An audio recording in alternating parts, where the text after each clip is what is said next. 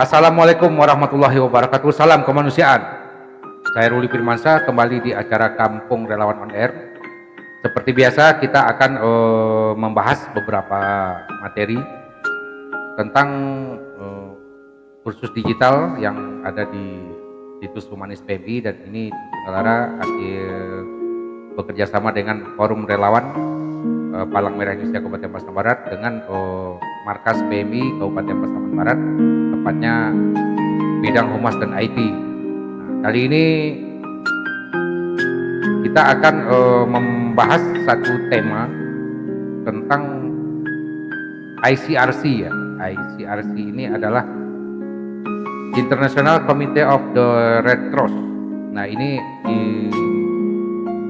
ICRC ini merupakan satu-satunya organisasi yang dibahas khusus dan lahir di 4 konvensi Jenewa. Pembahasannya dan lahir sejak awal ini adalah ide dasar dari Henry Dunant, yaitu pendiri Gerakan Kepala Merah Internasional. Baik kawan-kawan relawan, seperti sesi sebelumnya kita akan memutarkan video. Nah, nanti referensi ini seperti biasa adalah materi yang akan diujikan pada kursus digital Humanis PMI. Sebagaimana kita ketahui, kursus tersebut wajib diikuti oleh seluruh relawan, dan program ini merupakan salah satu alat bantu untuk mempelajari materinya agar bisa lulus dengan baik dan bisa mendapatkan sertifikat. Baik, langsung saja kita putarkan video pertama. Selamat menyaksikan. When I tell people I work for the ICRC, they often look at me a bit blankly. You know, I say, Red Cross, Red Crescent. Oh, they say, are you a doctor? No, I tell them, I'm not a doctor. We do have doctors and nurses, although that's just one part of what we do. So what do you do? They ask. Well, have you heard of the Geneva Conventions? Of course, said one guy. But what does it mean in real terms? And I thought for a minute, and then I said, it means that whenever there's an armed conflict, we can be there to help. It means that the people who've had to flee their homes because of fighting can have access to clean, drinkable water and food. It means that children who were separated from their families in conflict areas can be reunited with them again. It means that when visiting detainees, we try to ensure they are kept according to international standards, with dignity and without fear of ill treatment. And how do you do all that? He asked. Well, my more than 13,000 colleagues operate in more than 80 countries around the world. But we don't do it alone. We work together with the national societies of the Red Cross and Red Crescent. Our activities can take us deep into urban centers or out to remote rural areas. Our impartiality, independence, and neutrality allow us to touch upon highly sensitive topics. Much of this work we actually do in peacetime. But then, armed conflict creates so many new kinds of needs, many of them not immediately visible, such as for psychosocial support, protection against sexual violence, or education on the dangers of anti-personnel mines. We work together with the people we assist, helping them improve their own livelihoods. So whatever their past, they have a future to look forward to. That is humanity in action. When I tell people I work for the ICRC. Oke, itu tadi materi video ya, audio visual yang diberikan untuk memahami tentang apa itu ICRC. Artinya ini melatari berdirinya Gerakan Kepalang Merahan, dan itu menjadi organisasi satu-satunya yang dikukuhkan pada Konferensi Jenewa pertama, dan termasuk dalam pengukuhan di 4 konvensi lainnya di Jenewa juga tentang hak dan kewenangan dari ICRC ini secara keseluruhan. Baik kawan-kawan, untuk memudahkan ya saya akan mengulas sedikit tentang ICRC ini. Mungkin tadi kita diberikan materi dalam eh, penyampaian dalam berbahasa Inggris. Nah, ini kita baca manualnya. Oke. Ini ada modul ya tentang International Committee of the Red Cross, yaitu atau disingkat dengan ICRC. Nah, seperti pembahasan sebelumnya kita sudah membahas tentang International Federation of Red Cross, itu IFRC. Nah, IFRC itu lebih kepada situasi damai dan itu lebih mengutamakan tentang isu-isu sosial atau isu-isu kemanusiaan di bidang kebencanaan. Nah, kita lihat sekarang ICRC ini kita akan kupas tentang kewenangannya dan bagaimana bedanya nanti dengan IFRC sendiri. Oke, kita mulai dengan status hukumnya. Ya. Ada status hukum bisa kita lihat. ICRC adalah satu-satunya lembaga yang secara eksplisit disebutkan dalam hukum humaniter internasional sebagai otoritas pengendali. Nah, ini diingat ya. Saya ulangi, ICRC adalah satu-satunya lembaga yang secara eksplisit disebutkan dalam hukum humaniter internasional sebagai otoritas pengendali. Nah, mandat hukum ICRC sendiri berasal dari 4 Konvensi Jenewa tahun 1949 serta statutanya sendiri. ICRC juga melakukan tugas-tugas yang tidak secara khusus diamanatkan oleh undang-undang seperti mengunjungi tahanan politik di luar konflik dan memberikan bantuan dalam bencana alam. Artinya ICRC juga boleh melaksanakan kegiatan kemanusiaan atau operasi kemanusiaan itu di luar undang-undang seperti mengunjungi tahanan politik di luar konflik ya dan memberikan bantuan dalam bencana alam. Nah, ICRC adalah asosiasi swasta Swiss yang telah menikmati berbagai tingkat hak istimewa dan kekebalan hukum di wilayah Swiss selama bertahun-tahun. Nah, pada tanggal 19 Maret 1993, landasan hukum untuk perlakuan khusus ini dibuat melalui perjanjian formil antara pemerintah Swiss dan ICRC.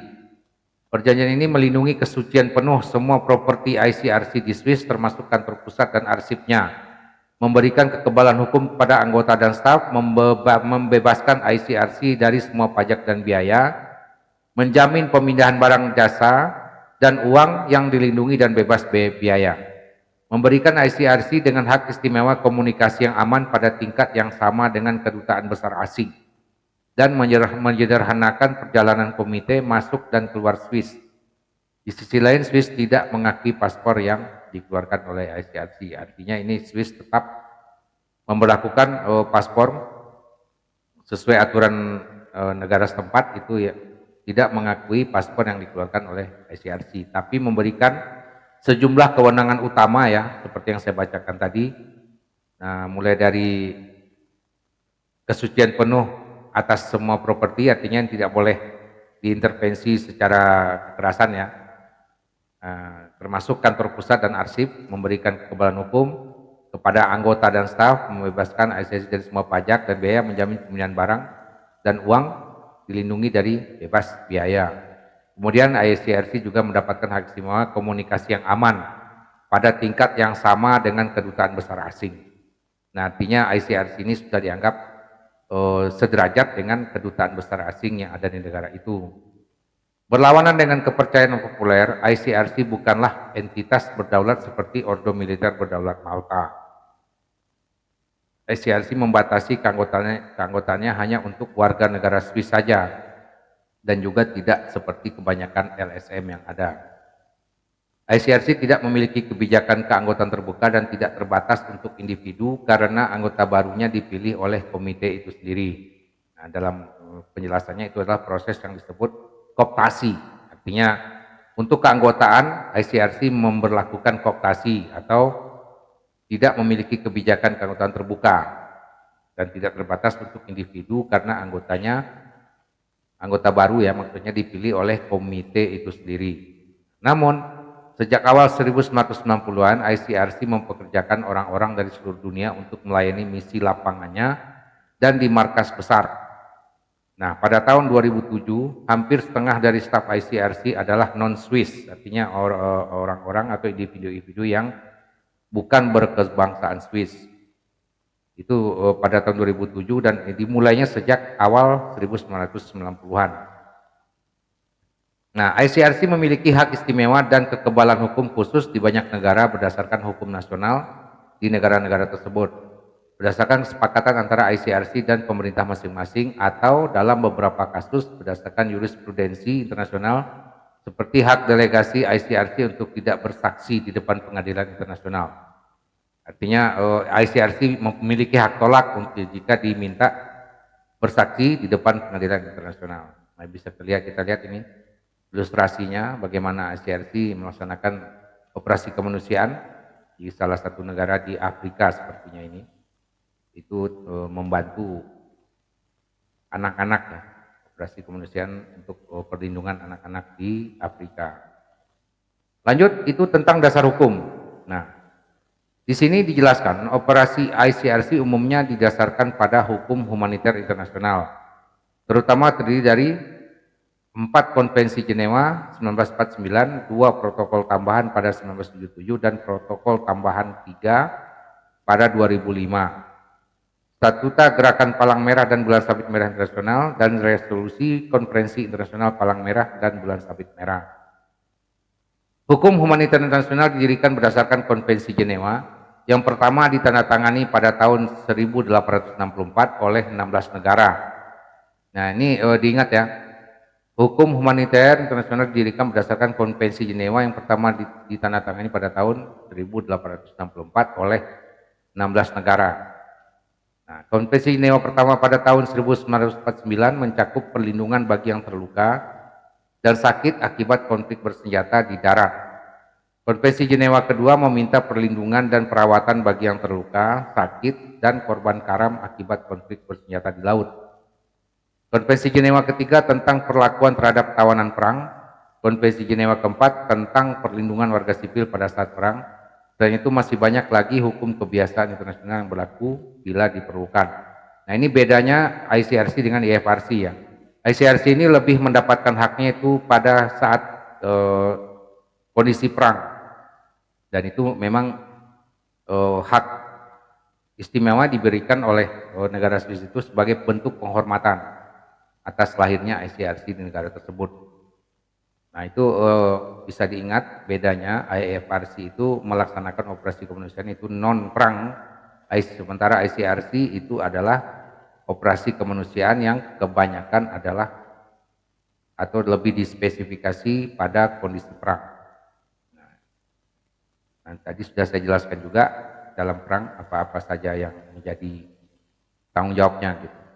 Nah, itu seperti meminta perlindungan, perawatan, menyelamatkan korban karam, dan perlakuan terhadap tawanan perang. Artinya ICRC bisa mengintervensi ini. Dan itu sudah diakui oleh banyak negara ya, ratusan negara yang tergabung dalam keanggotaan IFRC dan ICRC sendiri. Termasuk Indonesia, ya perhimpunan nasionalnya itu kita namakan dengan Palang Merah Indonesia. Nah, berikut tentang mandat. Nah, ICRC adalah organisasi independen dan netral yang memastikan perlindungan dan bantuan kemanusiaan bagi korban konflik bersenjata dan situasi kekerasan lainnya. Nah, ini yang saya bilang tadi, saya jelaskan tadi, berusaha saya jelaskan. ICRC adalah organisasi independen yang netral yang memastikan perlindungan dan bantuan kemanusiaan bagi korban konflik bersenjata. Nah, ini mandatnya yang utama. Nah, maksudnya ini mengambil tindakan dalam menanggapi keadaan darurat dan pada saat yang sama mempromosikan penghormatan terhadap hukum humaniter internasional dan implementasinya dalam hukum nasional. Nah, ini bisa kawan-kawan amati lagi dan bisa tonton lagi materi sebelumnya tentang hukum humaniter internasional. Di situ cukup lengkap dijelaskan tentang bagaimana hukum humaniter internasional itu dibentuk dan dilaksanakan di seluruh dunia.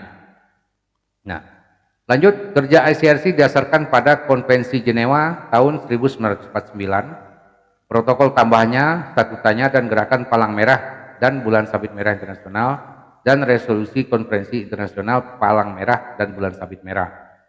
Atas inisiatif ICRC, negara-negara mengadopsi Konvensi Jenewa 1864 yang asli.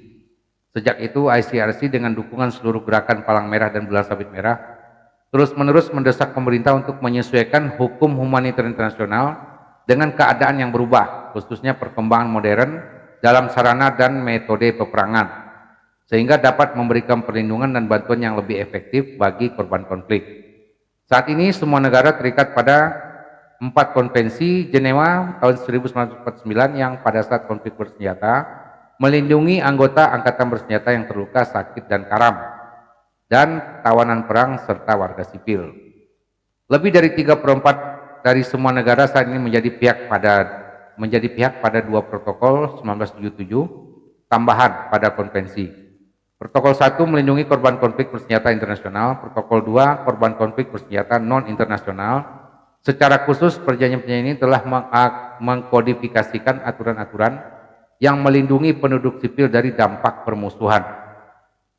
Nah, berikutnya protokol tambahan 3 tahun 2005 memungkinkan penggunaan lambang tambahan.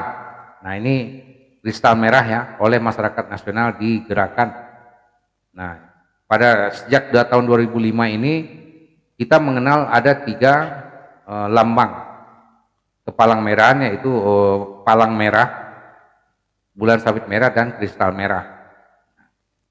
Lanjut tentang misi resmi dari ICRC mengatakan bahwa Komite Internasional Palang Merah atau yang disebut dengan ICRC adalah organisasi yang tidak memihak, netral, dan independen yang misi kemanusiaannya secara eksklusif untuk melindungi kehidupan dan martabat para korban perang dan kekerasan internal dan untuk menyediakan mereka dengan pendampingan. Artinya ini bentuk intervensi yang bisa dilakukan oleh ICRC termasuk melakukan pendampingan terhadap korban perang. Nah, di materi sebelumnya sudah dijelaskan juga batasan ya para pihak yang sudah boleh atau tidak bisa dihalangi untuk dilakukan pendampingan adalah masyarakat sipil dan pasukan atau tentara yang sudah tidak lagi ikut dalam peperangan. Nah, maksudnya ini yang mungkin sudah menyerah atau sudah menjadi tawanan perang atau yang terluka. Nah, lanjut, ICRC juga melakukan dan mengkoordinasikan bantuan internasional dan bekerja untuk mempromosikan dan memperkuat hukum humaniter nasional dan prinsip-prinsip kemanusiaan universal. Adapun tugas utama ICRC yang diturunkan dari Konvensi Jenewa dan statutanya sendiri adalah pertama, untuk memantau kepatuhan pihak-pihak yang bertikai dengan Konvensi Jenewa. Yang kedua, untuk mengatur perawatan bagi mereka yang terluka di medan perang. Artinya perawatan korban ini ya. Dan perawatan tentara yang terluka di medan perang. Yang ketiga, untuk mengawasi perlakuan terhadap tawanan perang dan melakukan intervensi rahasia dengan pihak berwenang yang menahan. Artinya untuk memberikan pendamping kepada tawanan perang ini, ICRC bisa melakukan intervensi secara rahasia melalui pihak yang berwenang yang menahan tawanan ini untuk dilakukan penyelamatan atau memastikan hak-haknya tidak dilanggar sebagai manusia ya, artinya dalam hak-hak dasarnya sebagai manusia, artinya tidak boleh ada penyiksaan atau dipastikan memang diterawat dengan baik, kalau terluka memang diobati. Nah, seperti itu. Oke, untuk yang keempat, untuk membantu pencarian orang hilang dalam konflik bersenjata atau yang biasa disebut dengan tracing service. Nah, ini memang dikenal ya, dan kalau saya tidak salah ini di Palang Merah Indonesia kita mengenal layanan ini dengan nama RFL, pencarian orang hilang ini, dan itu diberlakukan tak hanya dalam konflik bersenjata, kita juga melaksanakan pada penanganan bencana. Berikutnya, untuk mengatur perlindungan dan perawatan bagi penduduk sipil. Selanjutnya, untuk bertindak sebagai perantara netral antara pihak-pihak yang bertikai. Ini tugas utama dari ICRC. Bisa kita lihat ada ilustrasi juga. Nah, untuk melakukan gerakannya ini, memastikan misinya berjalan, visinya juga berjalan, ICRC menyusun 7 prinsip dasar pada tahun 1965 yang diadopsi oleh seluruh gerakan Palang Merah. Artinya perhimpunan nasional ya, kalau di Indonesia itu disebut dengan Palang Merah Indonesia. Nah, harus mengacu kepada 7 prinsip dasar dalam setiap operasi kemanusiaan. Adapun 7 prinsip dasar tersebut adalah kemanusiaan, yang kedua itu ketidakberpihakan, yang ketiga itu netralitas, yang keempat kemandirian, yang kelima kesukarelaan, yang keenam persatuan, dan yang ketujuh adalah universalitas. Lanjut, tanggung jawab dalam gerakan. Nah, ini dijelaskan, ICRC bertanggung jawab untuk secara hukum mengakui lembaga bantuan sebagai masyarakat nasional resmi Palang Merah atau Bulan Sabit Merah, dan dengan demikian menerimanya ke dalam gerakan aturan yang tepat. Untuk pengakuan didefinisikan dalam statuta gerakan. Setelah diakui oleh ICRC, suatu masyarakat nasional diterima sebagai anggota Federasi Internasional Perhimpunan Palang Merah dan Bulan Sabit Merah, atau dalam kurung itu federasi atau IFRC.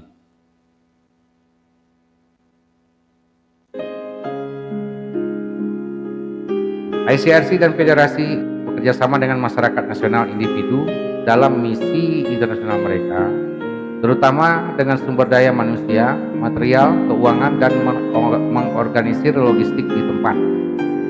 Nah, menurut Perjanjian Sheffield 1997, ICRC adalah badan palang merah utama dalam konflik sementara organisasi lain dalam gerakan memimpin dalam situasi non-perang. Nah, masyarakat nasional akan diberi pimpinan terutama ketika konflik terjadi di negara mereka sendiri.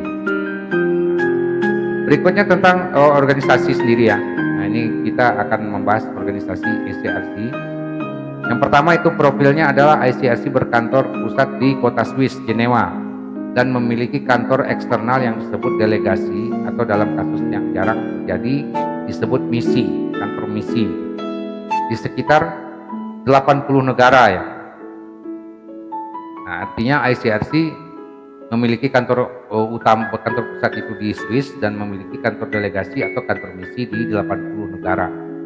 Nah, setiap delegasi berada di bawah tanggung jawab seorang kepala delegasi yang merupakan perwakilan resmi ICRC di negara tersebut. Nah, dari 3.000 karyawan profesionalnya, sekitar 1.000 bekerja di kantor pusat Jenewa, dan 2.000 ekspatriat bekerja di lapangan. Nah, sekitar setengah dari pekerja lapangan bertindak sebagai delegasi yang mengelola operasi ICRC. Nah, sementara separuh lainnya adalah spesialis seperti dokter, ahli agronomi, insinyur, atau juru bahasa. Dalam delegasi tersebut, staf internasional dibantu oleh sekitar 15.000 pegawai nasional, sehingga total staf di bawah kewenangan ICRC menjadi sekitar 18.000 orang. Cukup banyak.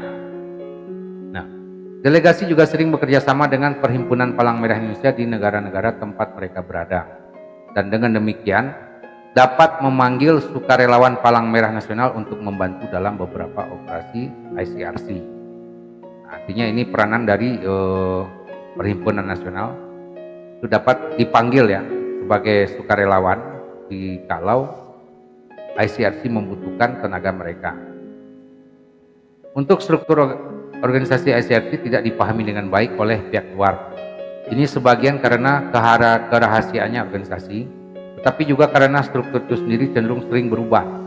Artinya majelis dan kepresidenan adalah dua lembaga yang sudah lama berdiri, tetapi Dewan Majelis dan Direktorat dibentuk hanya di bagian akhir dari abad ke-20. Nah, untuk keputusan sering dibuat secara kolektif sehingga otoritas dan hubungan kekuasaan tidak kaku. Saat ini organ utama adalah Direktorat dan Majelis. Nah, ini bisa kita lihat ilustrasinya ini tentang President of ICRC. Itu dimulai pertama oleh Henry Dufour, lanjut Gustav Moynier, ada Gustav Ador, Max Huber, Carl Jacob Burckhardt.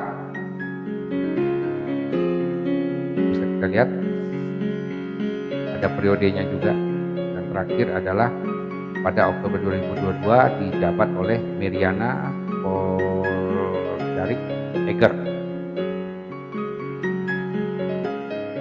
Bisa kita lihat ini diagram chartnya yang utuh itu bagian atas yang dijelaskan tadi. Untuk struktur di bawah ini memang ada kecenderungan berubah-ubah sesuai dengan misi kemanusiaan yang dilaksanakan. Baik, untuk lebih memudahkan ya, ini kita bacakan ada ikhtisar dari 6 badan organisasi ICRC. Yang pertama adalah majelis, adalah badan pengatur atau dalam kurung itu disebut governing bodies tertinggi di ICRC. Nah, majelis tinggi di ICRC tugasnya adalah mengawasi semua kegiatan ICRC. Ini adalah badan kolegial yang terdiri dari 15 dan 25 warga negara Swiss yang dikooptasi. Presiden dan wakil presidennya adalah presiden dan wakil presiden ICRC.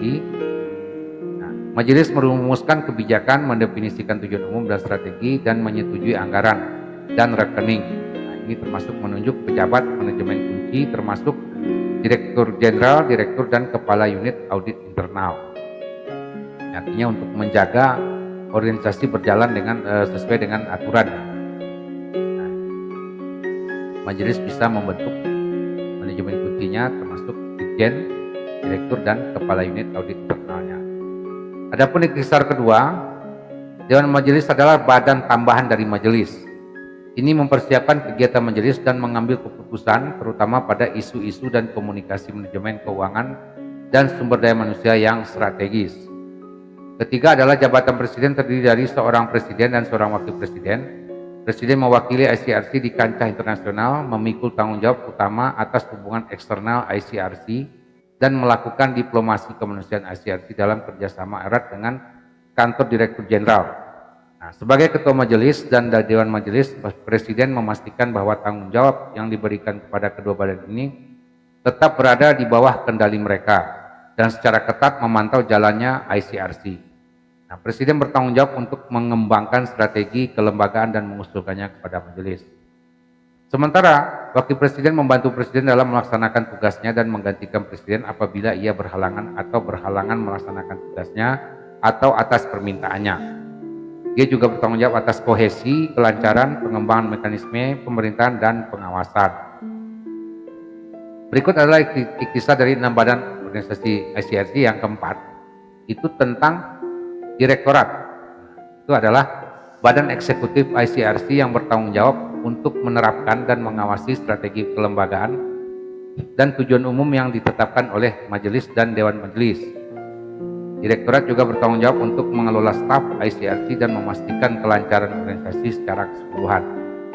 Yang kelima adalah unit audit internal, adalah badan pengawas internal yang secara independen dan objektif memantau dan menilai kinerja dan efisiensi organisasi sesuai dengan standar internasional yang diakui. Adapun unit audit internal ini yang dibentuk ya, ada direktorat dan majelis adalah 3 komponen dari sistem pengawasan internal. Majelis dibantu oleh komisi audit memiliki tanggung jawab utama untuk pengawasan. Berikut komisi yang keenam ya, Komisi Perlindungan Data atau DPC.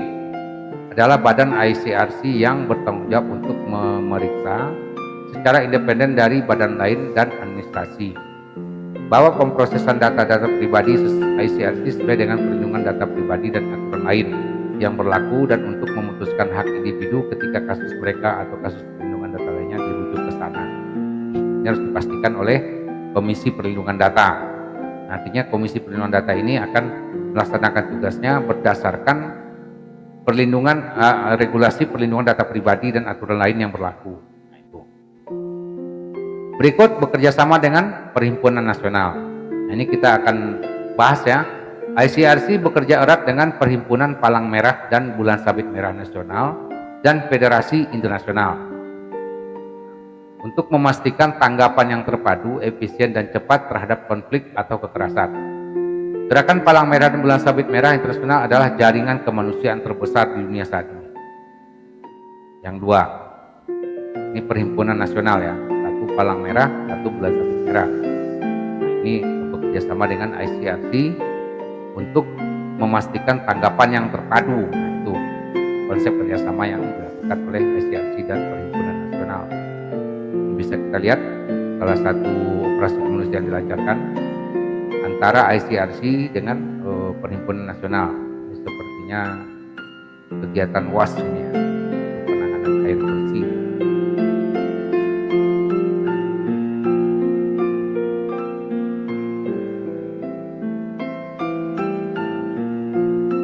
Terdiri dari ICRC, 192 perhimpunan palang merah dan bulan sabit merah internasional, dan federasi internasional mereka masing-masing beroperasi sebagai organisasi netral dan independen dan semua terikat oleh statuta dan prinsip dasar yang sama dengan tujuan membantu dan melindungi korban krisis kemanusiaan secara imparsial. ICRC bekerja erat dengan komponen lain dari gerakan untuk memastikan tanggapan kemanusiaan yang terpadu, efisien dan cepat terhadap konflik bersenjata atau situasi kekerasan lainnya.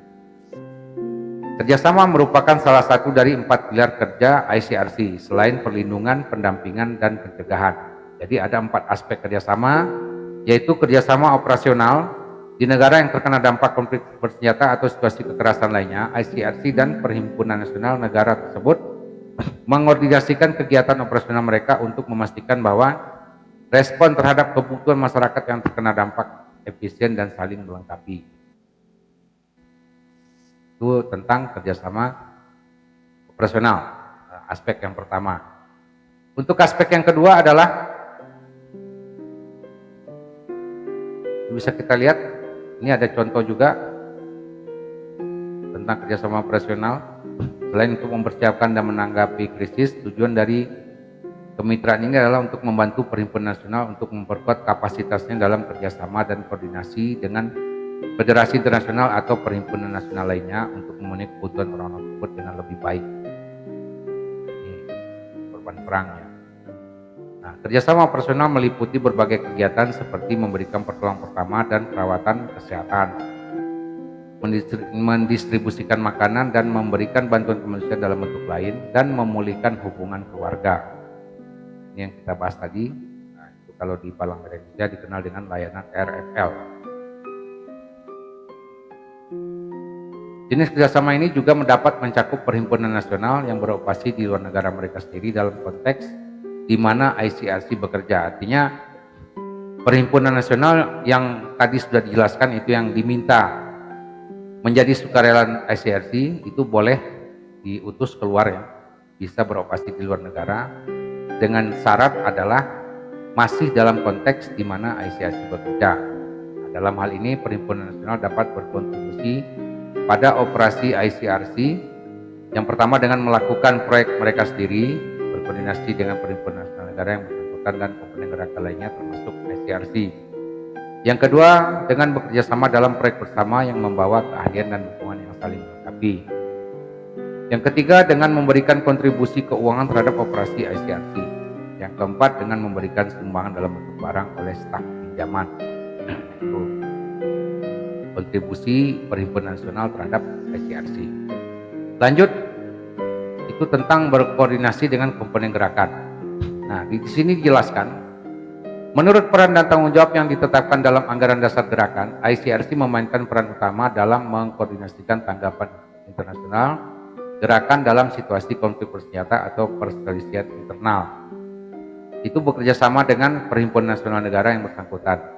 Ini berarti bahwa selain mengatur operasinya sendiri, ICRC berupaya untuk mengkoordinasikan secara inklusif kegiatan komponen gerakan lainnya di negara setempat ya, negara konflik, untuk memanfaatkan kapasitas dan keahlian masing-masing dengan sebaik-baiknya. Nah, ICRC juga memiliki peran penting dalam membangun dan memelihara dialog dengan pihak-pihak yang berkonflik untuk memastikan ada akses yang tidak memihak pada semua orang yang terkena dampak dan untuk memberikan pedoman keamanan dan komunikasi yang jelas bagi semua komponen gerakan yang ada di negara ini. Tuh, ada ilustrasi juga. Ini ilustrasi kemanusiaan. Relawan ICRC, ini ada tahanan perang. Itu kita bisa memahami ya bahwa ICRC ini memang memiliki peran penting di saat konflik. Ya. Baik, itu materi kita hari ini. Seperti biasa, kita akan melanjutkan pada sesi lain dengan materi yang lain.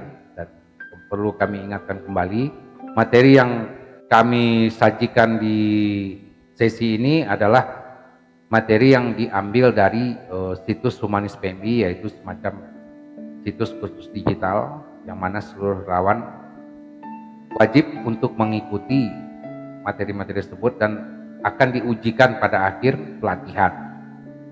Apabila sudah mencapai poin di atas 80 dalam uji akhirnya, itu dapat mengunduh sertifikat ya. Dan nanti ada 39 item pelatihan.